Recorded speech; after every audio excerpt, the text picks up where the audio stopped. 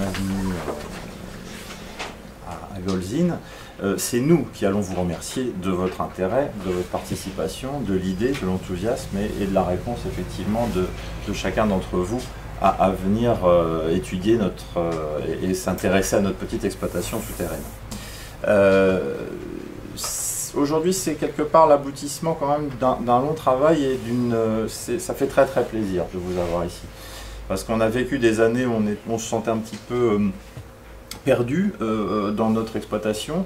Ce genre d'exploitation nécessite tout un tas de connaissances, d'expertise, et ça fait très plaisir de vous avoir aujourd'hui ici et de vous faire visiter notre site. Donc on va commencer rapidement. Un certain nombre des choses que je vais vous évoquer ici ont déjà été vues précédemment, mais dans le principe, on essaiera d'aller vite. Alors, vous avez déjà vu des images de satellites aériennes, de photos aériennes. On a deux principales extensions en surface. L'ancienne carrière à ciel ouvert de la GAS, qui est aujourd'hui l'entrée routière de notre site, et puis ce qu'on appelle les installations de surface, avec le chevalement qui est encore conservé, et le puits qui permettait d'accéder donc au fond, aux travaux du fond. Cette voie est une ancienne voie de desserte, on est en train actuellement de remettre en état. On voit ici aussi un puits qui est un puits d'aérage, celui-ci. Il n'y a pas d'infrastructure autour, mais il a une installation, un grand ventilateur installé au pied.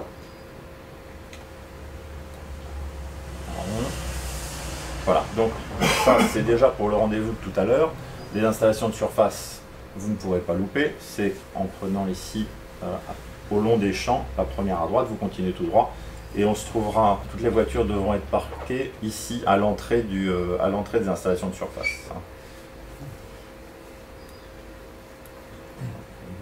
Alors l'exploitation du marbre sur le plateau commence, comme l'a dit Francis, par des carrières à ciel ouvert. Donc on a commencé à exploiter les gisements, les couches affleurantes à la surface. Et progressivement, on a exploité l'ensemble de la veine marbrière, on va appeler ça comme ça, selon la terminologie des carriers, soit environ 12 mètres de couches de calcaire noir à grains très fins.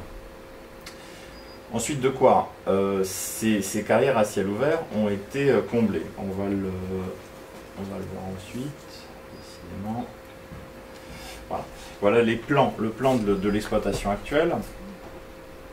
Donc on retrouve ici le puits principal, le puits d'aération et la descendrie par la GAS, qui est donc cette ancienne carrière à ciel ouvert.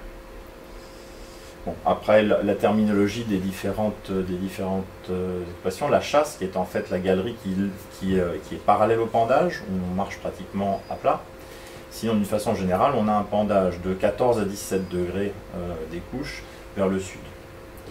Et donc les installations de la SWDE correspondent à des galeries qui leur ont été dédiées ici, ici et ici, et dans lequel le stockage d'eau se fait. Donc imaginez avec le pendage, vous voyez bien que ces galeries se disposent en fait en vases communicants, elles sont en contact les unes avec les autres, et donc le pompage ramasse ici, récupère ici les eaux les plus basses pour les remonter. Pour information, nos propres eaux d'Exor sont-elles positionnées plus bas. Donc il n'y a pas de mélange entre les eaux d'Exor et les eaux du pompage.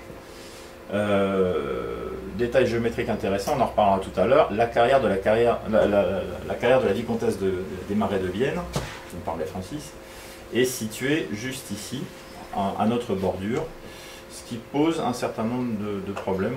On va voir ça.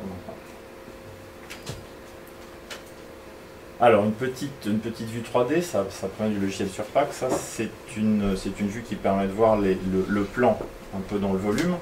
On voit donc le puits d'aération, les installations de surface, le puits principal sur lequel on a le chevalement, la descendrie qui nous permet d'accéder au fond par ici, et la chasse dont on parlait tout à l'heure, c'est cette galerie qui est ici. Donc on voit ici l'effet de pendage, qui est un peu exagéré sur cette perspective. On voit ici une zone qui n'est pas exploitée, pour une raison simple, c'est qu'on traverse une faille. On essaiera de s'en approcher tout à l'heure pour voir l'aspect que ça prend en souterrain. Et cette faille décale donc les couches marbrières de l'exploitation. Voilà, donc on reprend ici les endroits où sont stockées les eaux de la SWDE et notre propre bassin de rétention. Les zones en bistre sont des zones qui ont été comblées déjà entièrement. Vous remarquez qu'il y a des zones qui sont restées en blanc, qui sont en fait des zones par lesquelles on peut rejoindre la surface. Donc il y a des chemins de secours, on va dire, différents chemins d'accès pour remonter à la surface. Alors, pourquoi une exploitation souterraine? Ça peut être la première question qu'on va se poser. La réponse est toute simple, c'est qu'on a, avec le pendage dont on a parlé, c'est que très rapidement, considérant l'épaisseur des couches qui sont exploitées, donc chez nous on exploite seulement 3,30 m, la hauteur des galeries actuelles est de 3,30 m. 3,30 m face au rapide, 3,30 m qui s'étend non pas sur 20 mètres, la figure est fausse, sur 12 mètres de cette veine marbrière. 15 à 20 degrés de pendage, c'est très simple, la découverte est rapidement très importante, et donc on se retrouve en face de volumes de stériles à devoir gérer qui ne sont pas du tout en rapport avec les volumes qu'on extrait. Donc rapidement, c'est ce qui s'est passé, les exploitations sont rentrées en souterrain. L'autre point qui a permis cette rentrée en souterrain, c'est la remarquable résistance à la compression du matériau, 170 à 220 mégapascals, alors que la flexion tourne autour de 30 mégapascals. Alors, pour information, vous êtes bien placé pour le savoir, c'est déjà des bétons tout à fait spéciaux qui atteignent ces résistances-là. Donc on a déjà un matériau qui à la base se prête très bien à supporter des charges. La colonne stratigraphique des terrains qu'on va exploiter ici, elle est reprise sur les roll-up dehors. Notre couche, la première couche qu'on va exploiter, c'est la couche U, qui est ici. De la couche U à la couche I, c'est ce qu'on appelle la veine supérieure. On a ensuite un intercalaire d'un gros banc dolomitique et de quelques croûtes qui sont des bancs marneux, en fait, qui fait environ 1 mètre. Et ensuite, on va retrouver une veine marbrière qu'on appelle la veine marbrière inférieure. L'ensemble fait à peu près 12 mètres. La plupart du temps, les exploitations travaillaient soit la veine supérieure, soit la veine inférieure. Rarement, on a eu des exemples où les deux veines ont été prises. Pour une raison très simple, c'est qu'en fait, les lancements des piliers devenaient très importants, les matériaux sont stratifiés, les bancs sont quand même des bancs assez fins, il y a des interlits argileux, la stabilité des piliers n'était donc pas forcément garantie. Donc il y a toujours un choix du carrier sur la veine supérieure ou la veine inférieure. Qualitativement, c'est-à-dire qu'en termes de grains et en couleur de noir, la veine inférieure est donnée comme supérieure en qualité. Par contre, la veine supérieure a l'avantage d'avoir des bancs plus épais. Donc c'est plus facile à transformer l'un sur l'autre. Voilà donc l'exploitation actuelle. On voit très bien la partie supérieure qui est minée, ce qu'on appelle le banc de minage. Les bancs U, c'est des F qui ont chacun leurs caractéristiques esthétiques et dimensionnelles. On va dire. Le premier banc a des bioturbations, il est un peu pommelé. Il a 2 refends un peu argileux à l'intérieur. Ensuite, les bancs ne se mélangent pas dans un travail. On va travailler à chaque fois pour faire un travail de belle qualité en marbrerie. On va devoir travailler un banc sur l'ensemble du projet. Voilà donc les blocs quand ils sont extraits. Donc on est limité sur l'épaisseur du bloc, mais on peut obtenir de grandes mesures sur la longueur et la hauteur du bloc. Évidemment, quand on va transformer ça, on va remettre ce bloc en position verticale et on va scier pour avoir la mesure de tranche la plus grande possible. Donc notre objet à nous, c'est de casser le moins possible. Et donc, comme exploitation minière et comme exploitation souterraine, c'est totalement à l'opposé de la plupart des exploitations. On va chercher à fracturer et à réduire la dimension de la roche dès le départ dans la carrière. Et donc, si on mine les parties supérieures, comme on va le voir, l'explosif a toujours été un problème quand même pour nous. Faut pas exagérer. Donc 4 périodes d'exploitation pour ces carrières.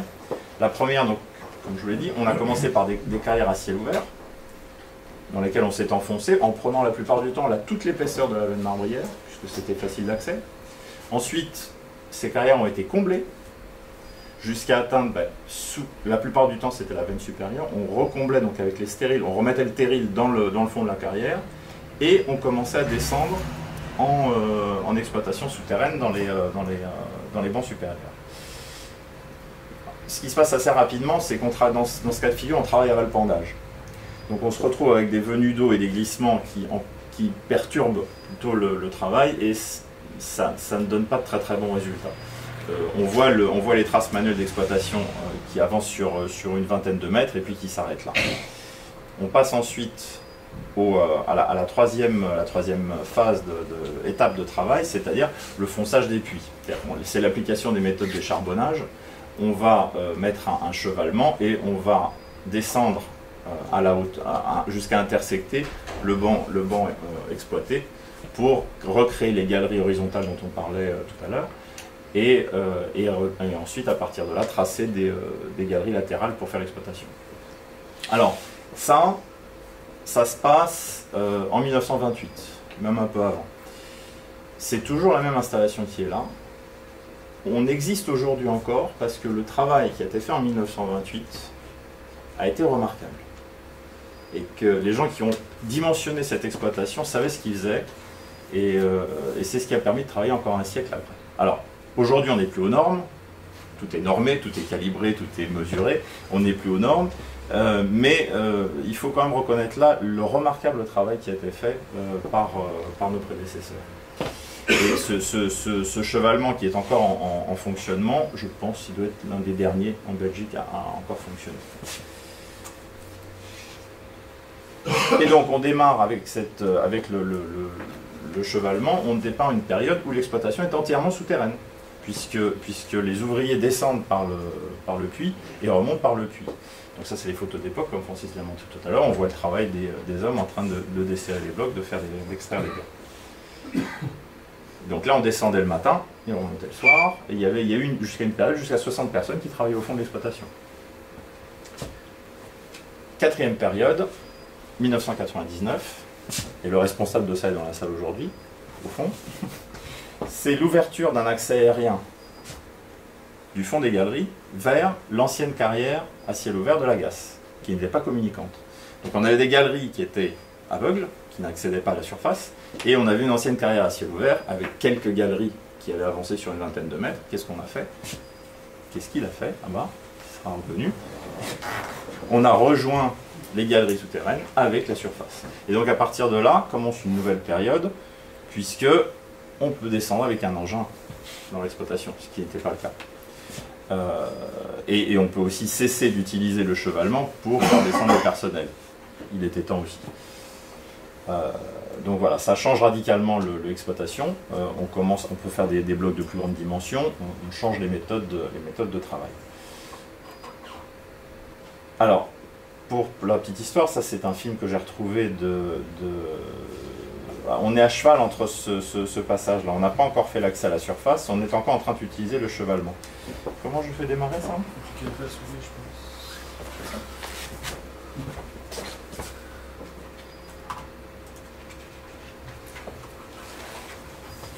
Voilà, ça c'est le mécanisme encore du chevalement qui permet de descendre. Et on descend dans la cabine jusqu'à atteindre le fond. Alors il y avait le son, c'est dommage, effectivement j'ai pas pensé que ça ne viendrait pas. Et on va voir ici les différentes phases de travail du fond. On commence par le minage qui encore se faisait manuellement. Et on voit à la fois la position de l'homme, l'outil qu'il utilise. C'est pas terrible ça. Ensuite on va le voir qui prépare le bourrage de son tir.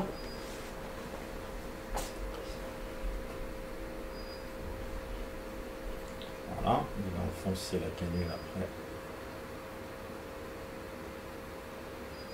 Il enfonce son explosif. Et boum. On n'entendra pas. Voilà. Donc on a découvert le mètre 30 qui surmonte les bancs marbriers. On va le dégager pratiquement manuellement. Et on va faire travailler le fil diamanté. Ça c'était, donc on est à cheval, on est autour des années 2000. Suite de quoi, le fil diamanté va, on va dire, décaisser la galerie qui va faire environ 8 mètres de large par 10 mètres de long. Et on va ensuite forer manuellement pour éclater au long des lignes de fracture, cliver le bloc pour le détacher. Et ensuite, l'engin vient ramasser le bloc qui a été désolidarisé et peut le remonter par l'accès.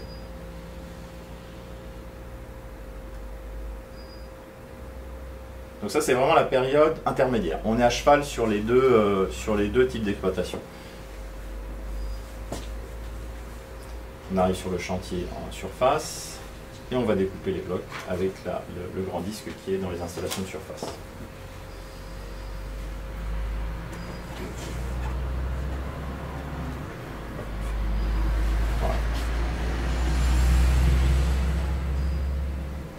Et on voit le produit final qui est prêt à être expédié, les blocs de marbre. Donc là, par contre, je clique.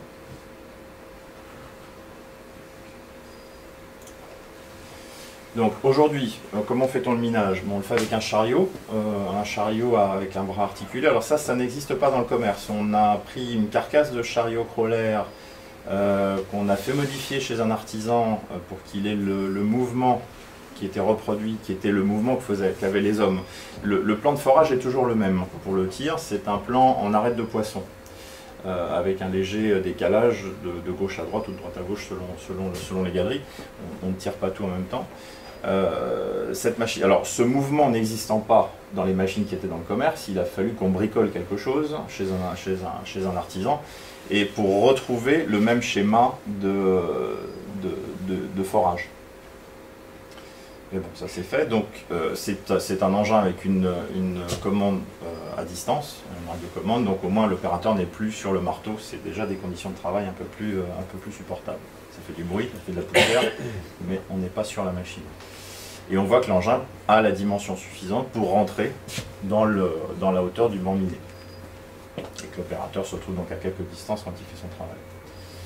Suite de quoi, la galerie étant retirée, on a déblayé le minage, le mètre 30 de minage qui surmonte les bancs marbriers. On va faire entrer la tronçonneuse à chaîne ou la rouilleuse, dans ce cas-là, puisqu'elle ne travaille que verticalement. Et on la positionne sur le banc marbrier et elle va faire, en 2 passages, elle va faire la découpe du banc marbrier. Et on va ensuite extraire les blocs de la même façon, comme on a vu précédemment, parce que les interlits entre les bancs sont généralement argileux. Il suffit d'enfoncer quelques coins pour cliver et ouvrir l'interlit. Alors voilà le plan, de l'exploitation. Vous avez eu l'occasion de le voir déjà tout à l'heure dans les différents entretiens. On va se rapprocher de ce qui se passe ici. Parce que c'est la fameuse carrière de la vicomtesse qui est ici. Alors cette carrière de la vicomtesse, elle est ancienne. C'est pas nous qui avons exploité là-bas. Donc on ne la connaît pas. On ne peut pas accéder à ces profondeurs-là parce que le niveau d'eau, elles sont complètement inondées, ces galeries. C'est des plans qu'on a retrouvés chez nous, en fait, qui provenaient des archives de Geff. On sait qu'ils sont faux. On ne peut pas les vérifier, puisque ce n'est pas accessible. Donc c'est un authentique problème qui s'est progressivement posé là, au fur et à mesure que notre exploitation, qui avait démarré, donc historiquement, on voit très bien la première partie autour du puits, qui est la partie la plus ancienne, historiquement. Et ensuite, le développement qui s'est fait progressivement vers l'ouest, on voit qu'insensiblement, on a commencé à se rapprocher de cette exploitation plus ancienne. Donc ça a progressivement attiré notre attention et on va voir ce qu'on a fait par rapport à ça. Alors, la 5e phase de cette exploitation, et on est aujourd'hui en train de la vivre, c'est pour ça que c'est d'autant plus intéressant que vous passiez maintenant, c'est la fin du minage et la fin de l'utilisation des explosifs qui était prévue pour la fin de 2017. J'ai le plaisir de vous dire qu'on a fait le dernier tir d'explosifs hier. C'est fini. Donc on n'a normalement plus besoin, on ne devrait plus avoir besoin d'utiliser de la poudre noire. On éliminera donc une partie importante des risques liés à l'exploitation, l'utilisation, le stockage des explosifs, incendie, explosion mal contrôlée, vol lié au terrorisme, vibration, poussière, projection, gaz, etc. Donc tout ça, ça va disparaître. Si tant est que la méthode qu'on va mettre en place fonctionne. C'est quand même ça le challenge. Et le challenge, ben, il est là. C'est donc, comme on l'a vu tout à l'heure, la haveuse chenillée, la tronçonneuse à chaîne chenillée plutôt. Donc en fait c'est une machine fixe, comme on l'a vu, c'est un rail sur lequel on a une grosse tronçonneuse, simplement elle est montée sur un mât qui peut se positionner verticalement. Et donc cette machine permet de découper à la fois les découpes horizontales et verticales. Ça fait du bruit, ça fait de la poussière, mais il n'y a plus de risque de projection de pierre, il n'y a plus de risque d'incendie, enfin tout ça c'est nettement limité. Et on voit là très bien, ça c'est une exploitation qu'on a été visiter. Alors, n'ayant pas nous cette technologie en interne, et ces machines-là étant extrêmement coûteuses quand même à l'achat, on ne va pas acheter la machine pour commencer à travailler avec.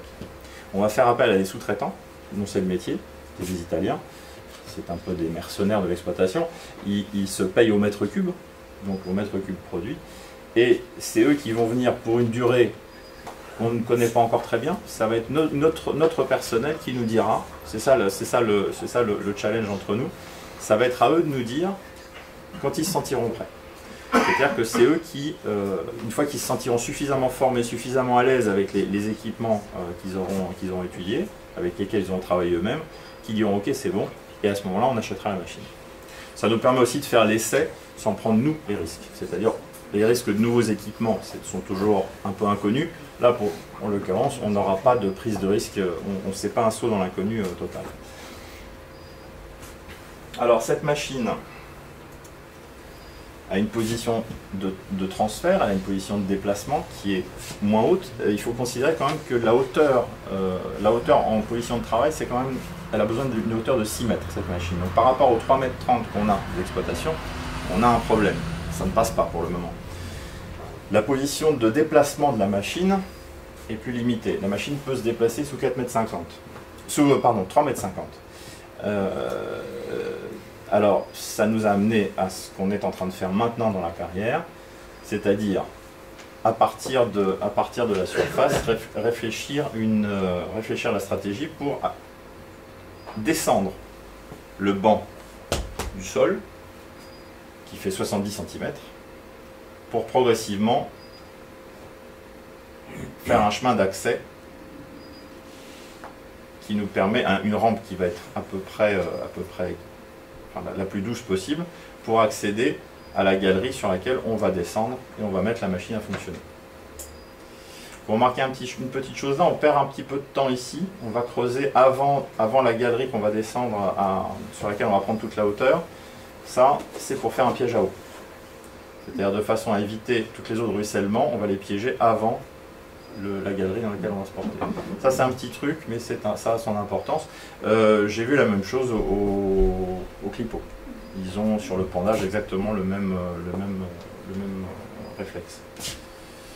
Donc voilà le travail que vous allez voir, c'est-à-dire qu'on est en train de s'approfondir. On est en train de s'approfondir pour faire l'accès. Le banc au sol est de qualité un peu moindre. Néanmoins, faute de grive, on mange des merles. On a réussi à domestiquer à peu près le marché et on arrive à peu près à fournir les chantiers qu'on avait en cours avec cette qualité-là. Il y a un peu plus de pertes. C'est un banc qui a des interlits argileux plus nombreux, plus larges. Donc on a un rendement un peu moins bon. On est obligé de faire un peu cadeau de certaines parties des blocs. Mais bon, on arrive à peu près à faire notre travail. Voilà le développement qui est prévu. Donc on va descendre, parce qu'on ne va pas mélanger. Comme M. Chibambou vous l'a expliqué, quand on augmente les lancements d'un pilier déjà existant, qui a été dimensionné pour une hauteur précise, on a un risque, non pas, c'est pas qu'on va augmenter la charge sur le pilier, ça reste la même, simplement on est en phase de matériaux sédimentaires, stratifiés, avec des joints argileux et avec des diaclases. La plupart du temps, les piliers servent aussi à soutenir des diaclases, comme on le voit assez bien ici. Il y a des zones qu'on va laisser sur lesquelles il y a des piliers, des fractures qui passent sur les piliers. Donc, à augmenter la hauteur, les lancements d'un pilier, qu'est-ce qui se passe? on a de plus en plus de chances, avec l'effet de pendage et l'inclinaison des fractures qui ne sont jamais parfaitement verticales, on risque d'avoir progressivement la fracture, la diaclase qui va sortir du pilier. Si elle sort du pilier, qu'est-ce qui se passe? Alors le pilier va flancher, c'est fichu. Donc on ne va pas, sur la partie... ici, on va dans la partie déjà existante de l'exploitation, on ne va faire que l'accès de la machine. Et peut-être un accès de secours. Il faut peut-être réfléchir à ce que la machine puisse sortir aussi en cas de problème de ce côté-là. Mais le principe est qu'on ne va pas monter l'ensemble de la zone travaillée à 6 mètres ici. Non. On ouvre un nouveau quartier. On ouvre un nouveau quartier d'exploitation qu'on va travailler avec cette hauteur. On voit une chose un peu originale ici, bizarre, c'est ce cul-de-sac. Alors il faut savoir que sur le schéma structurel de la carrière, on connaît l'existence d'une faille au sud du gisement, la faille d'Hermois, mais on ne sait pas très bien où elle est. Donc en fait, ce schéma-là dépend de l'endroit où on va aller trouver la faille d'Hermois. À cette époque-là, on pensait aller la toucher directement. Entre-temps, on a découvert d'autres méthodes qui nous permettent d'approcher et probablement de l'identifier. C'est les méthodes de radar, on va en parler une minute après. Donc voilà le schéma qui est prévu. Une inconnue quand même importante de taille qu'on ne sait pas encore actuellement gérer, c'est que ces machines-là sont très efficaces quand elles travaillent à plat. Mais il n'y a pas de cas où ces équipements travaillent sur des pendages comme dans notre carrière. Donc il y a probablement un système d'ancrage à prévoir, enfin ça va pas être, c'est pas gagné encore. C'est pas gagné encore, c'est pour ça que c'est bien que ce soit des sous-traitants qui commencent et qui nous montrent un petit peu leur truc du métier. Rapide chronologie de ces dernières années, pour faire en bref. Parce qu'un objet comme Golzin, c'est un objet qui a donc plus d'un siècle, ce qui est une longue histoire. Comment on aborde un engin comme ça? La première chose qui a été faite en 2003-2004, quand j'ai commencé à m'occuper de l'exploitation, ça a été évidemment l'analyse de la stabilité de l'exploitation, par la méthode des aires tributaires, comme le disait M. Chimangu. Ça a été fait par un ingénieur des mines, un des professeurs de la fac des mines de Fontainebleau. Ça a donné des résultats tout à fait intéressants, puisque justement on a une très bonne résistance à la compression. Et donc le taux de défruitement, c'est-à-dire l'utilisation, le vide qu'on a créé est de l'ordre de 85% dans le gisement, mais compte tenu de la résistance à la compression du produit, ça nous donne des coefficients de sécurité tout à fait intéressants. Donc ensuite on s'est posé la question de savoir si on pouvait exploiter la veine inférieure. Et c'est là qu'on s'est dit, le problème va être les lancements des piliers. Donc on s'est arrêté là. Ensuite, une étude stratigraphique et microscopique des 12 mètres de la série marbrière, c'est-à-dire qu'on a échantillonné chacun des bancs pour les regarder au microscope, pour les polir, pour voir s'il y avait un intérêt. Donc on analyse un petit peu, c'est de l'analyse du produit et de l'ensemble de la séquence.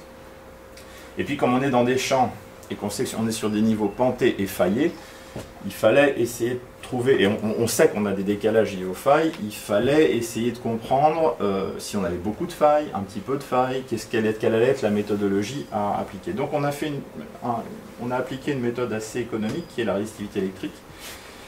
La résistivité électrique, alors sans rentrer trop dans le détail, j'en serais incapable d'ailleurs, on va déterminer des zones où la résistivité, les terrains vont avoir des variations de résistivité électrique. Alors on a fait passer l'outil, il s'agit de bobines, on les a fait passer sur des failles qui étaient identifiées chez nous, sur le gisement, pour avoir un peu la signature du passage de la faille. À partir de là, on a étendu toute la... C'est là qu'on a découvert la problématique de la vicomtesse. Mise à jour cartographique, c'est quoi? On a repris donc d'anciens plans qu'on a retrouvés de droite et de gauche dans nos archives et on a repositionné ça sur un fond topo de façon à comprendre un petit peu comment c'était fichu sur le plateau de Mazy, enfin de Bossière. Et bon, malheureusement, on n'a pas retrouvé toutes les feuilles.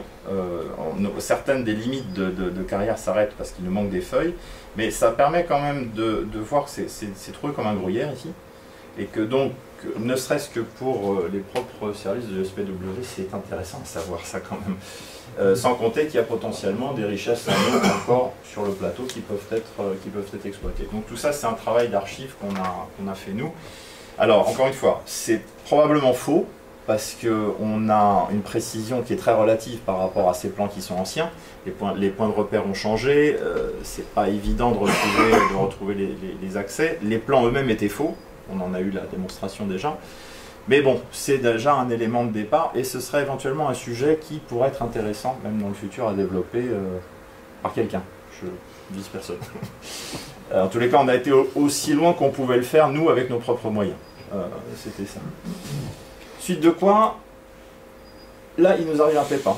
En 2005, arrive le New Belgium Black sur le marché. Alors, New Belgium Black, le nouveau noir belge, et en fait, c'est un matériau, c'est un calcaire noir, fossile-faire, chinois. Vous avez compris. Et vous avez compris ce qui se passe. C'est-à-dire que ça arrive sur le marché, et ça arrive sur le marché, c'est-à-dire que les revendeurs, les importateurs de ce produit, le revendaient donc sur le marché, New Belgium Black, à peu près à la moitié de notre prix de revient. Bon, donc évidemment, là, on a passé 5 années à pas faire trop, on n'a pas vraiment pu se développer en termes de l'exploitation, on a forcé sur le commercial.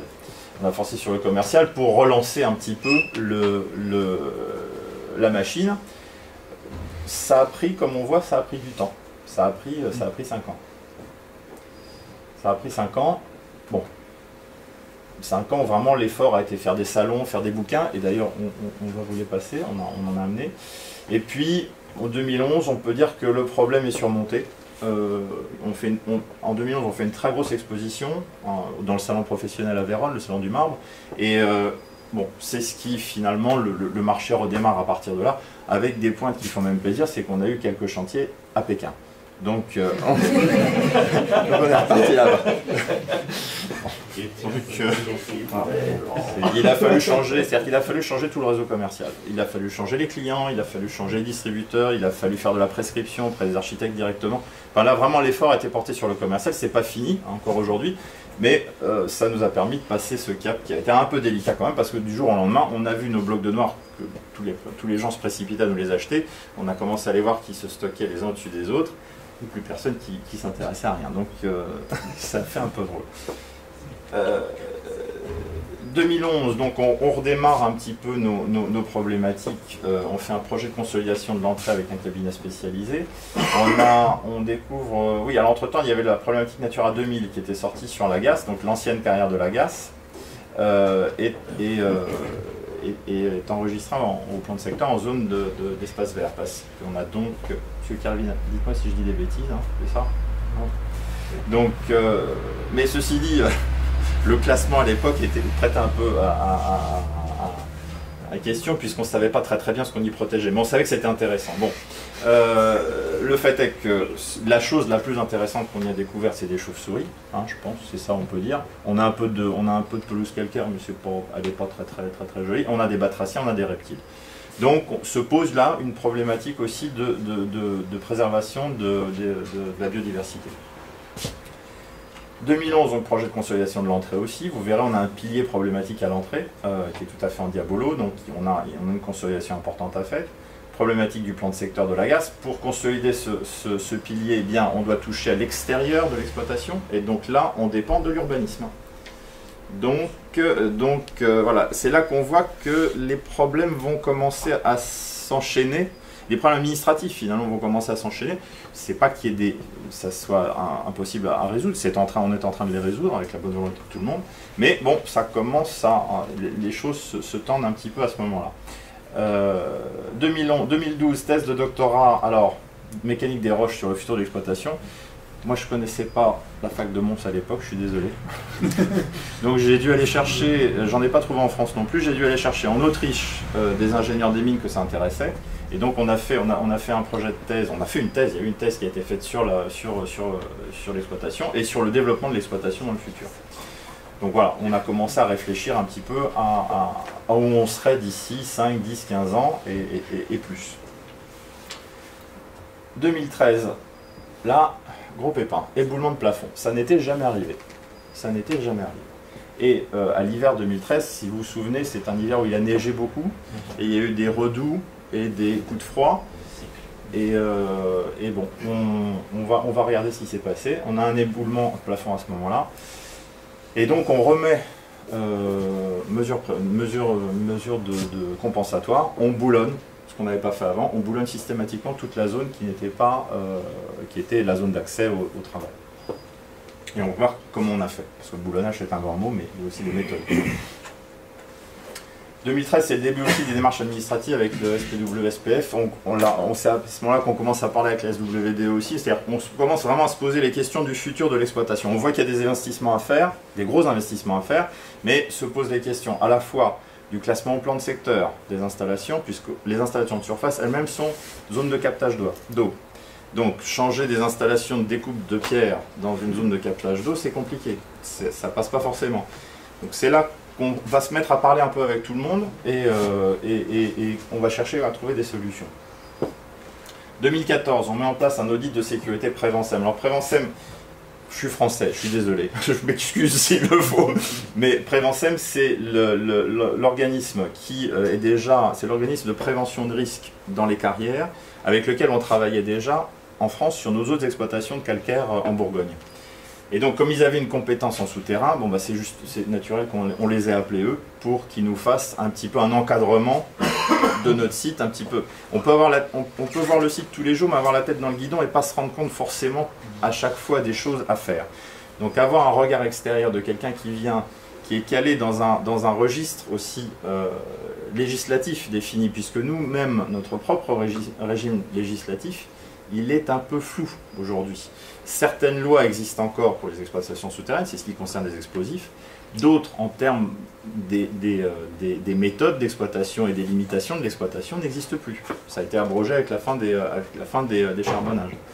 Donc il nous fallait ce regard extérieur de quelqu'un qui arrive avec un encadrement précis.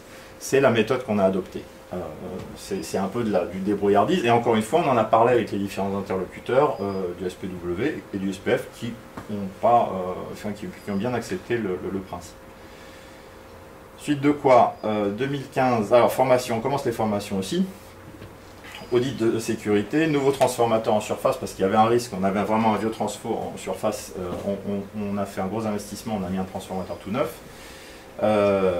On a commencé à former notre personnel à suivre des formations de sécurité pour la mise en place de la poudre noire, puisque comme on est exploitation souterraine, même la FEDIEX ne peut pas délivrer de diplôme de chef mineur, puisque c'est seulement pour les carrières à ciel ouvert. Donc on se retrouve vraiment, ça se mord la queue cette histoire. Donc on ne peut que les former, on ne peut pas être chef mineur chez nous. Suite de quoi, 2015, je prends la position d'agent responsable suite à la démission du précédent agent responsable qui était l'administrateur délégué de l'entreprise qui avait pris sa retraite. Et donc c'est le début de la mise à jour des documents santé-sécurité, les analyses de risque, dossier de prescription des équipements, consignes, procédures. C'est là qu'on commence à parler avec M. Chigongu et on commence à se dire qu'est-ce qu'on pourrait faire ensemble. Émerge un autre problème, d'un autre ordre, qu'on n'avait pas vu venir non plus. Le problème des pensions du personnel. En fait, le personnel chez nous était enregistré comme ouvrier du bâtiment. Or, en fait, ils étaient rentrés à l'origine comme avec le titre de mineur. Et il y a eu un moment, un hiatus, on n'a pas bien compris ce qui s'est passé. Ils se sont retrouvés non plus mineurs, mais ouvriers du bâtiment. Bon. Ouvrier du bâtiment, vous n'avez pas la retraite après 25 ans de travail dans l'exploitation.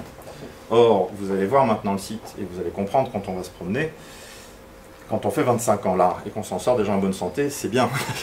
Et donc on s'est retrouvé face à une autre problématique, il a fallu remettre d'équerre avec l'ONSS pour réattribuer notre personnel dans les cases correspondantes du régime minier. Qui n'existe plus d'ailleurs, accessoirement. Il a fallu rouvrir des choses qui... Enfin bref, je vous passe le détail. Ça a été intéressant quoi, ça. On forme le personnel au premier secours, donc ils ont tous leur diplôme. Audit poussière, audit radon. Bon, ça c'est les choses qu'il fallait faire. 2016, évidemment, renforcement, compte tenu de ce qui se passe, on renforce les consignes explosives, c'est-à-dire qu'on a une poudrière, un dépôt d'explosifs qui est autorisé pour 250 kg de stockage. On n'en stocke plus que 25, on n'en stockait plus que 25 kg à la fois, c'est-à-dire qu'une caisse à la fois seulement, qu'on renouvelait, donc on renouvelle plus souvent les achats, on ne stockait plus rien. On commence à changer les pompes au fond. Problématique des chauves-souris, donc qu'on va regarder un peu plus loin. Signalétique, audit mécanique. Alors c'est là qu'on a demandé l'audit du chevalement. C'est-à-dire notre système de grue, notre chevalement, qui est là depuis 1928 quand même, et qui est tout à fait fonctionnant.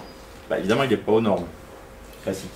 Donc on a appelé les gens de Vinsotte pour leur demander de nous faire une étude de ce qu'il fallait faire pour remettre ça aux normes.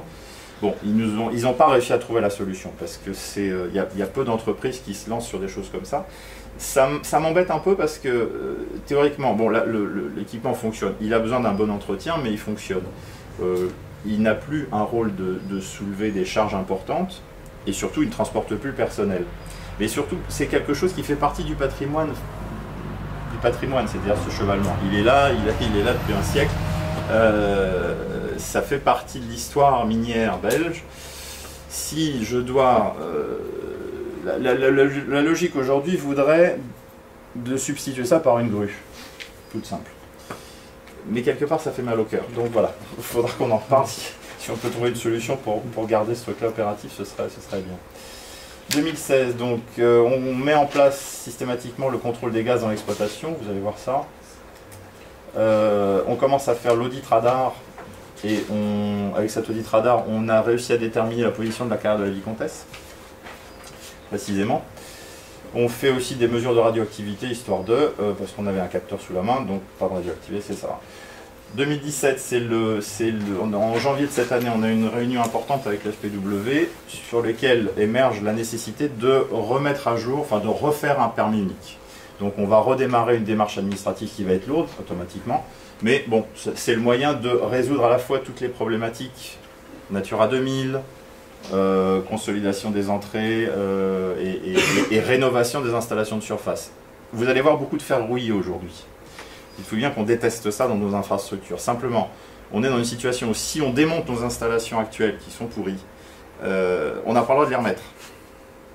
Donc on est obligé de les laisser actuellement en l'état, en attendant d'avoir le feu vert et d'avoir remis administrativement tout en marche pour renouveler tout ça. Donc voilà, ça se fait petit à petit, c'est en cours, ça va fonctionner, mais bon, voilà. Et puis donc cette année, prévu le changement de système d'exploitation, fin du minage et des explosifs. 2018, ce qu'on prévoit en début d'année, les nouvelles escaliers de sécurité, un nouveau réseau de basse tension qui descendra dans la carrière, et puis le renouvellement du permis unique. C'est ça un petit peu le programme. Voilà maintenant rapidement quelques éléments. Vous avez ici la propriété des tréfonds, donc tout ce qui est dans la limite rouge, nous sommes propriétaires des sous-sols. L'autorisation d'exploiter qu'on a actuellement, qui est de 1968, reprend le périmètre en blanc. Donc, et on est en bail amphithéotique pour les installations de surface et pour l'accès à la carrière. Ça, c'est l'explication de la méthode des aires tributaires, mais ça, M. Chigamwangu vous l'a expliqué. Donc, finalement, un pilier considère, c'est le travail de l'analyse de la stabilité de l'exploitation, ça. Un pilier doit supporter la charge de terrain qui est tout dessus. C'est un modèle théorique comme un autre, ça tient à peu près la route. Selon ce modèle, donc l'étude qu'on avait faite de stabilité en 2003 déjà, montrait, alors en rouge, n'ayez pas peur, ce n'est pas des piliers qui sont sur le point de s'effondrer, c'est des piliers qui supportent une charge supérieure à 25 mégapascales. Bon, comme on l'a vu, la thèse de résistance à la compression, le caillou résiste et tourne entre 170 à 220 mégapascales. Donc, ça va. On est plutôt bien. Pour reprendre l'explication de tout à l'heure, au niveau de la géométrie des piliers, vous le verrez aussi tout à l'heure, en fait, on a des piliers qui ont été laissés, des zones qui ont été laissées non exploitées, et précisément aux endroits où on a trop de fractures ou trop de croisements de fractures. Quand on a trop de choses qui s'embriquent au même endroit, alors on a laissé des piliers plus importants. Ça fait, on l'a fait un petit peu.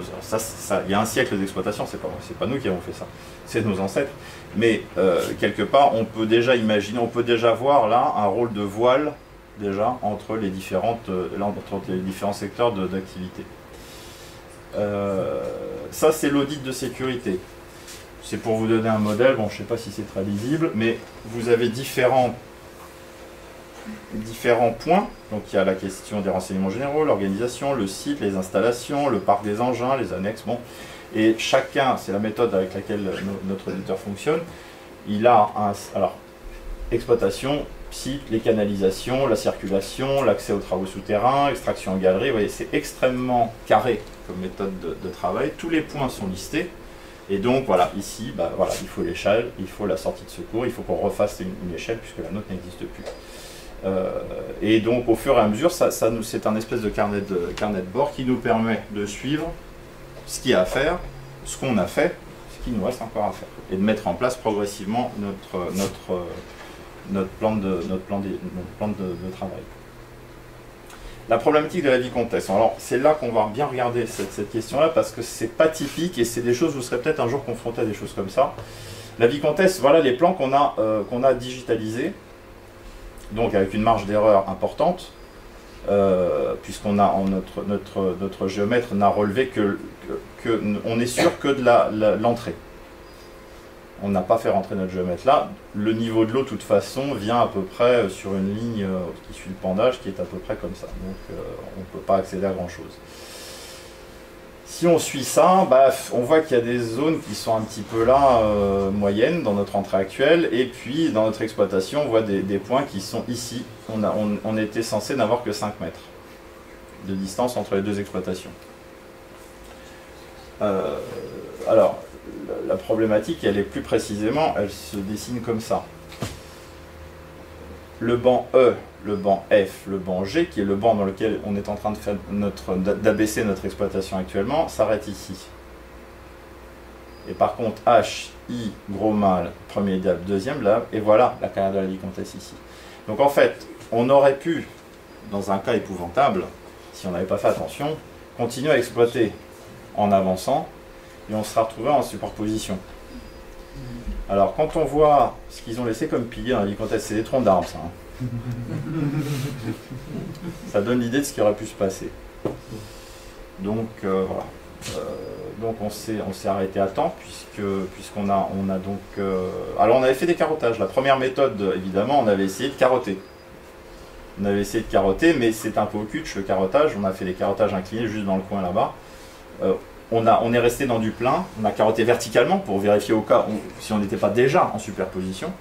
Et puis on a vérifié en diagonale à 45 degrés vers la vicomtesse. On est resté dans du plein. Mais il semblerait qu'en fait on soit passé sous la vicomtesse. Donc quoi, le carottage, c'est pas suffisant comme méthode de vérification. Et donc on a fait ça l'hiver dernier. On a promené une antenne radar au long, et c'est les étudiants de M. Chigangu qui ont promené l'antenne. Contre la paroi mitoyenne avec la carrière de la vicomtesse, et on a vu ce réflecteur très nettement qui est apparu, et donc qui ne peut être rien d'autre que la paroi de la vicomtesse. Et là on voit évidemment que les plans sont faux, et ça correspond à rien de carté sur les plans qu'on avait.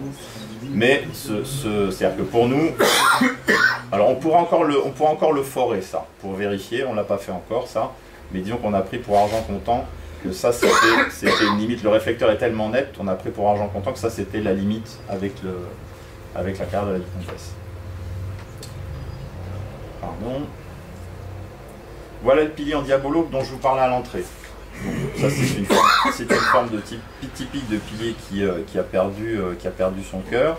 Le confinement est très limité, il est bordé par une faille parallèle. Bref, alors il est comme ça depuis environ 20 ans, depuis que moi je suis là, je le connais sous cette forme-là. Ça n'empêche qu'on le surveille un peu. Et voilà le projet qu'on a fait pour la consolidation. Donc c'est un portail, il y a un portail important qui va être mis en place avec un avant-bec pour protéger la sortie de l'engin, de la paroi verticale. Enfin bon, il y a tout un tas après Le projet existe, simplement ça touche à l'urbanisme. Donc on n'a pas pu le mettre en pratique.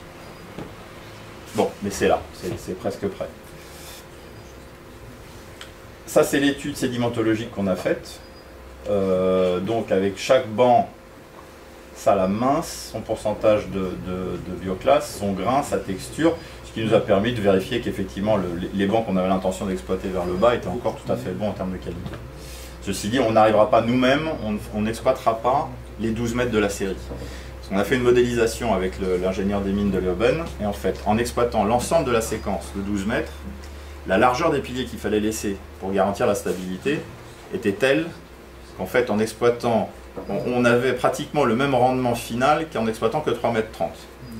Donc, modèle intermédiaire, on exploite sous 6 mètres, ça tombe, c'est la hauteur du bras de haveuse, sur 6 mètres, là on va avoir un rendement important, et on va avoir plus de mètres cubes de gisement. Donc on reste sur 6 mètres. Ça, c'est l'étude de résistivité qu'on a faite. Alors, le nord est vers la gauche. Les terrains, les couleurs les plus chaudes, sont des terrains où il y a une bonne résistivité, donc c'est des calcaires plutôt. Et les terrains, plus ils sont dans les couleurs froides, plus c'est des terrains qui vont être froids, humides, donc on aurait tendance à dire. Donc le nord étant à gauche, c'est un PDF, j'ai pas réussi à le tourner, je suis désolé. Alors il y a un schéma avec une position d'antenne dans un sens, l'autre dans l'autre, après on peut rentrer dans le détail, ça nous permet de sortir un schéma structural de cet ordre-là. Nous on est ici, le puits de ventilation est là, vous voyez, donc nos installations sont ici. Donc on a fait tout le schéma structural de la plaine qui est au nord de chez nous. En tous les cas, on a le schéma des anomalies de résistivité, ça ne veut pas forcément dire que tout est faille. Pour compléter cette étude-là, il faudrait carotter maintenant, faire un carottage avec carottes conservées pour avoir précisément les cotes en Z des niveaux marbriers dans chaque. Bon, c'est encore un gros boulot, on ne l'a pas fait, mais disons qu'on a un ordre d'idée. Ça va être chahuté, c'est sûr. Aller dans cette zone-là va présenter probablement des décalages verticaux de la série, mais si on travaille avec la haveuse chenillée, je pense qu'on arrivera assez facilement à passer tout ça. Ça, c'est la problématique de l'éboulement qu'on a eu début 2013. Février 2013. Alors, qu'est-ce qu'on a observé tout de suite en allant tout de suite sur place? Bon, alors, la carrière ne travaille pas quand ça gèle dehors. Quand il y a des épisodes de gel, compte tenu qu'on a un accès un peu difficile et qui est en pente, on ne travaille pas. Donc, les gars, au retour de la période d'arrêt pour intempéries, ont retrouvé ça à l'entrée. Et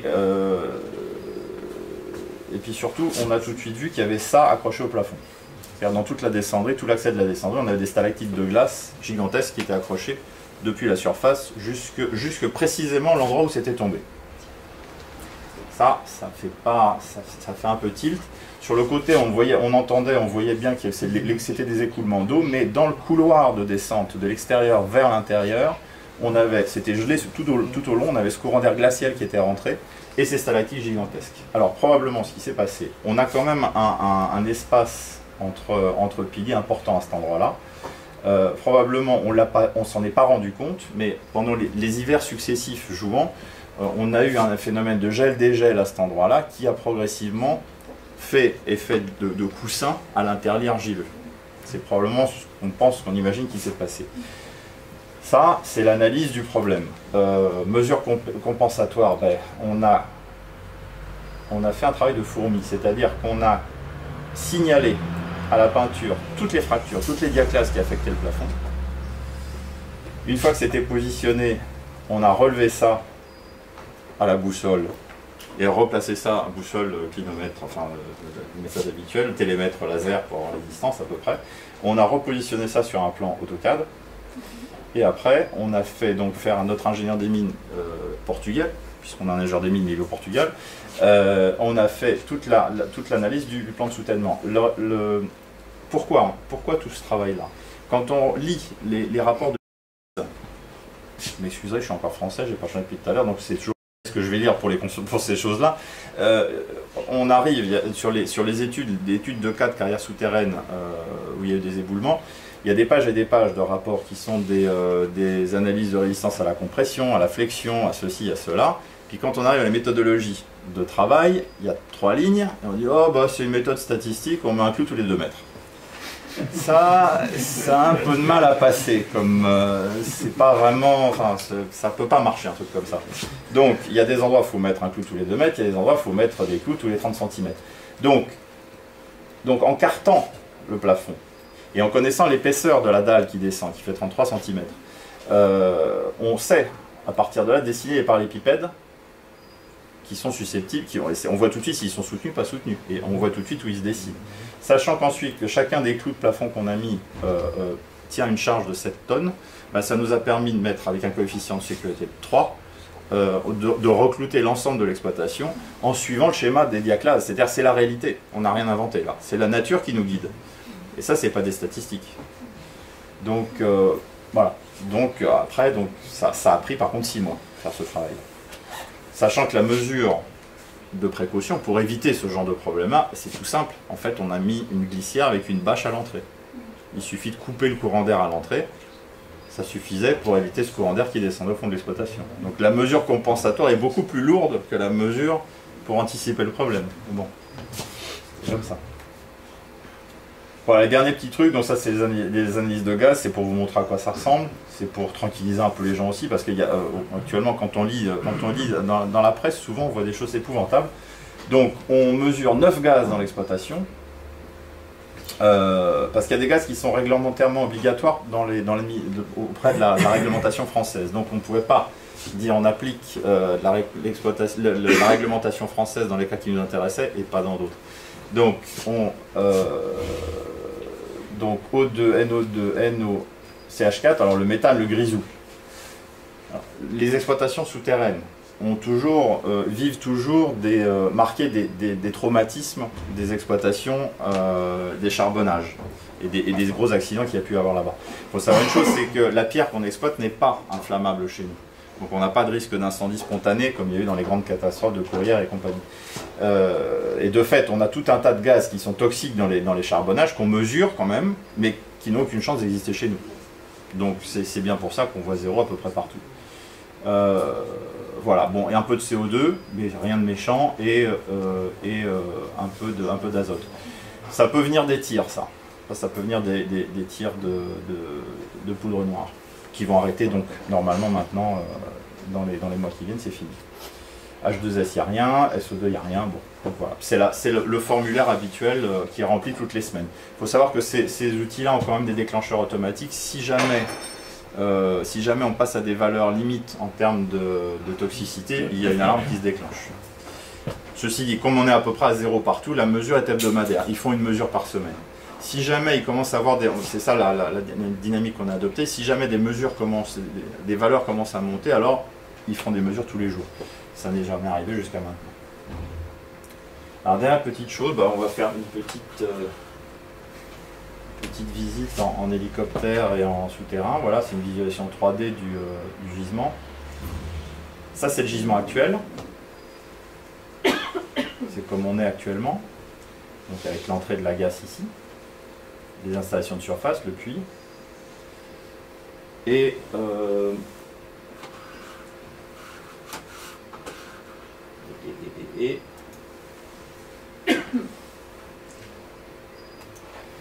ça devrait être d'ici 15-20 ans. C'est-à-dire avec le déploiement des galeries qu'on a considérées qui passent donc principalement au sud et peut-être un développement vers le nord aussi dans cette partie-là. Voilà pour ça. Dernière petite chose, s'il veut bien. Ça, c'est un peu les dernières découvertes de ces derniers temps. En fait, on a tout un tas d'espèces protégées sur le site, des chauves-souris. Combien on en a vu des espèces? Il y en a 6, c'est ça? 6 espèces, dont certaines assez rares. Bon, donc il y a toute une problématique biodiversité qui va être réfléchie là. Donc elles nichent, elles hibernent chez nous. On a des crapauds au fond de l'exploitation. On a en surface des grenouilles protégées, des lézards. Bon, donc il y a un réel sujet biodiversité qui mérite d'être travaillé là, dans le temps. Donc, de notre propriété des tréfonds. Voilà, une suggestion. Je vous laisse lire. Et vous me dites ce que vous en pensez.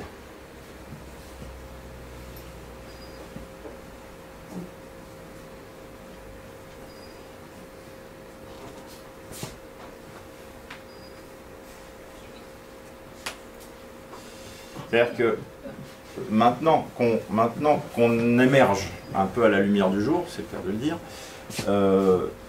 Moi, je pense qu'il serait tout à fait pertinent, mais bon, c'est mon opinion à moi, qu'un comité de suivi existe sur cette exploitation et qui est des professionnels dont vous faites partie, c'est vous les professionnels, c'est les acteurs de ce secteur-là, qui êtes les plus à même de faire partie de ce comité de suivi de l'exploitation. Et en espérant qu'on arrivera encore à pérenniser ces méthodes d'exploitation souterraine qui ont fait l'histoire de la Belgique quelque part.